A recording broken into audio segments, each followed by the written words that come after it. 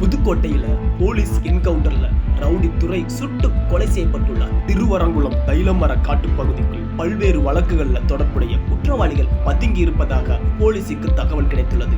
தகவலை அடுத்து சென்ற ஆலங்குடி உதவி ஆய்வாளர் மகாலிங்கத்துக்கு கையில் வெட்டு விழுந்துள்ளது. ரவுடி துரை வெட்டி விட்டு தப்ப முயன்ற போது தற்காப்புக்காக துப்பாக்கியால் சுட்டதில் ரவுடி துரை உயிரிழந்ததாக தற்போது கூறப்படுகிறது.